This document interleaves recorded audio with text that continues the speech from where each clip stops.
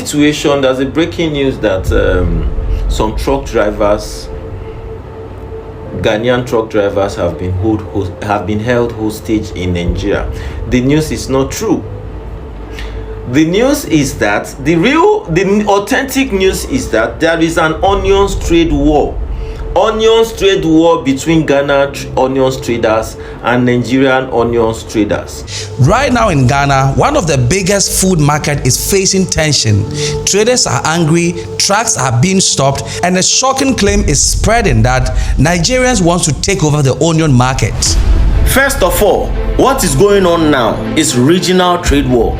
That is what is going on. So I'm pretty sure a lot of you know what is going on, where Ghanaian vegetable traders, especially onion traders, have been stranded in Nigeria for days. That is because they were blocked from moving. But wait, is this really a takeover or something deeper? So Ghanaians are calling out the president because Nigerians seize some of their goods coming from Nigeria to Ghana.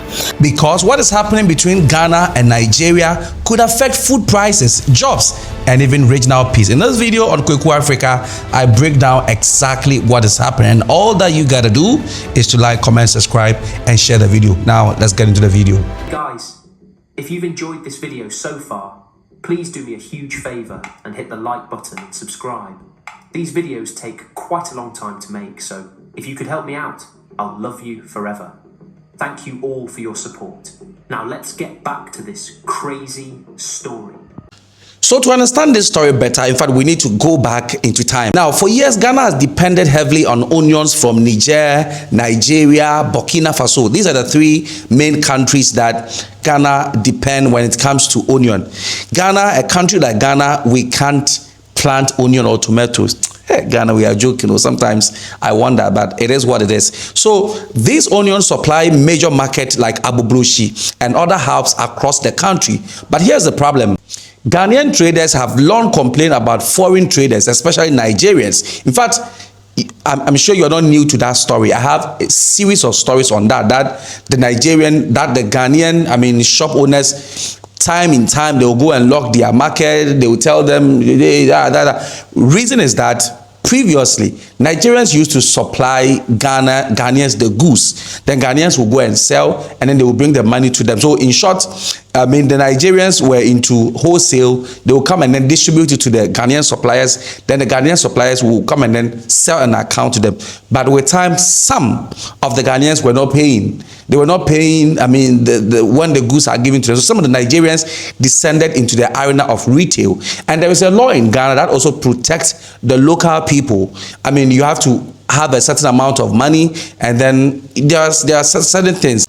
And so that makes it difficult for the Nigerians to, trade. But there's also the ECOWAS free trade, which allows Nigerians to come to Ghana and trade, Ghanaians to go to Nigeria and trade. So it's been coming back and forth, back and forth, back and forth. Now, the Ghanaian traders were claiming that Nigerian traders are controlling the supply chains. They control the pricing and even the distribution networks. And so for some time now, tension has been building quietly until now. So the problem has been, coming, up and down until recently in Ajin Kotoku. So there was a problem in Ajin Kotoku, which is the onion market in Accra. Now, this market is the heartbeat of Ghana's onion supply.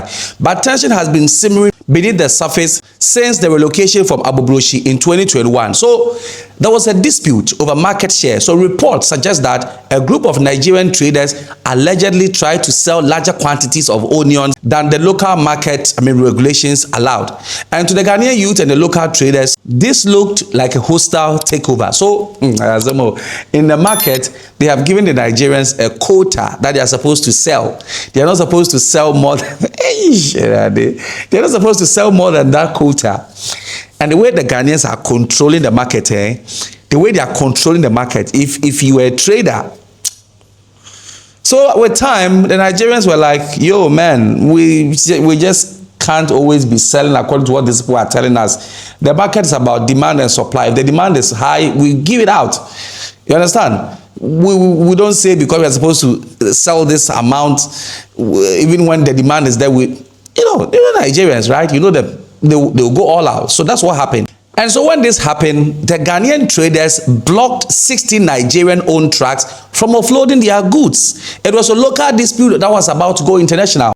The Ghanaian traders started by blocking the Nigerians from offloading their goods. And I think it is the onions, as we are talking about. So then the Nigerians were like, nah, we can't be allowing these people to control us like that. We are in Ghana, and so you should be controlling us like that. Okay, no problem. And so word reached Nigeria that their traders are being harassed and that their trucks are seized in Accra.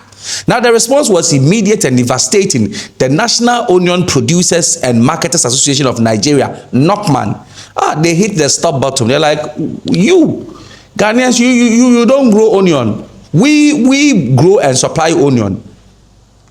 You don't take consideration of that fact, and you are stopping our people. Okay, no problem. Ghana, no problem. Block them. So they didn't just complain. In fact, they suspended all exports. Within 48 hours, over 49 trucks belonging to Ghanaian importers, each carrying goods worth billions of old cedis, were seized or held up in transit in Nigeria. Now, suddenly, the onion war wasn't just about market stall. Now, it was about the entire supply chain of West Africa. They seized the ones that they could seize, and they also stopped the ones that they could stop. And the ones that they were going to buy from Nigeria, they said, no, we are not selling again. Oh, Ghana, we are not selling. We will eat our own onions. Why? You don't produce. You can't farm common onion. Even common tomato, you can't farm. Yet you are always in the market doing back. We won't sell to you. Go and farm your own onion. Power sweet. Power. Nigeria, power. First of all, according to Ghanaian onion traders at Ajin Kotoku, according to them, the Nigerian ones are trying to take over the market. That is by juggling down the prices of the onion sacks. Now, according to the Ghanaian ones, the standard price is from 600 to 1,000, but these Nigerians are selling it from 300. Now, according to him, the Nigerians also have their section in which they sell their onions. So Ghanaians have been so good that they gave you a part of the market to sell your goods, and now you're trying to take over. Really? So the Ghanaian ones, in an attempt to stop the Nigerian ones from taking over the market by, juggling at the price and everything, the Nigerian ones called their counterpart in Nigeria and told them that the Ghanaians that went to Niger to buy the onion are coming, so they should block it. As I'm telling you guys, Ghanaians did not go to Nigeria to buy onion. They went to Niger. That's where they went to. So, in an attempt by the Ghanaian onion traders to stop the Nigerian ones from taking over the market, they stopped them from offloading. You see, we were here when we spoke about these Nigerians engaging in some things that the natives must engage in. And then Mahama came and said he will go and review that law so that the foreigners can...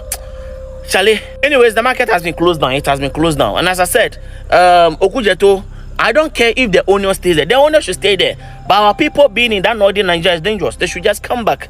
They gave you a side with the market to sell your own, and you want to come and take over the whole business. The story didn't end there. In fact, by April 6 and 7, 2026, the situation turned violent. Armed men reportedly from rivalry factions stormed the Ajin Kotoku market in an attempt to seize control by force. And there they are saying that there was yes, it was the GUN were drawn. Traders fell in panic and several people were injured. My goddess, it has gone out of control. All you Ghanaian bloggers, you should stop pushing this narrative. How all these things started between Nigerian traders and the Ghanaian traders. The way you are putting it is not how the story is. Do you understand? You see those onions trucks that were blocked in Nigeria.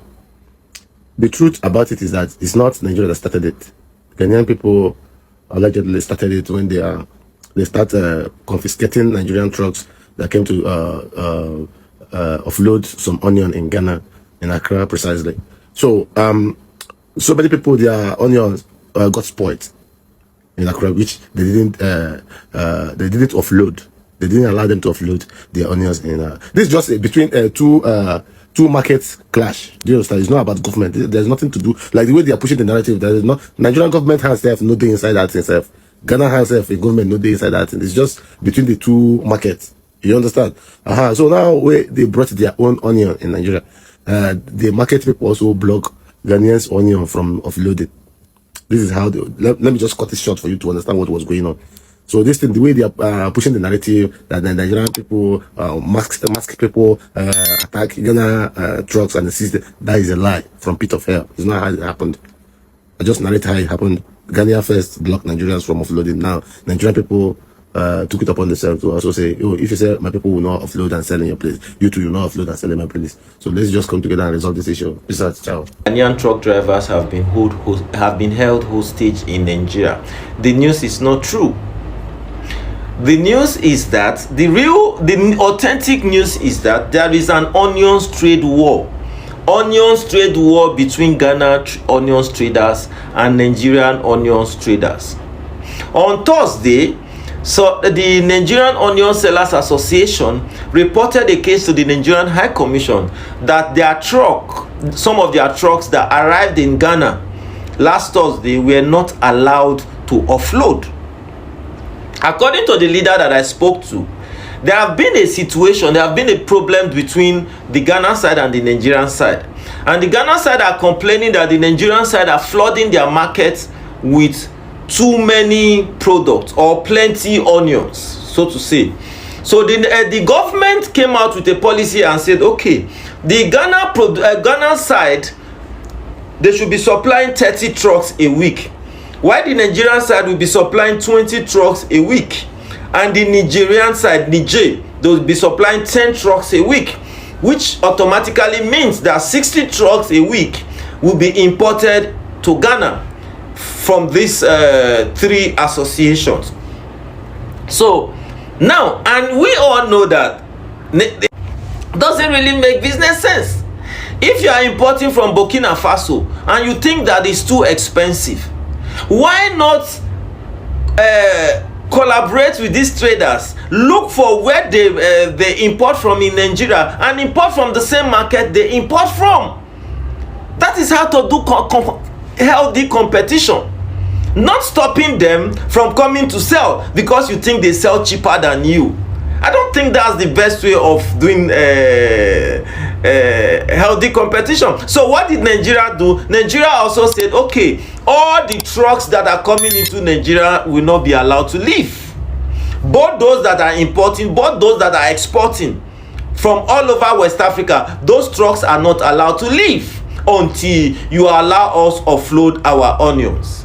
Our people talk, say, what thing you get, now you dey take fight your enemy.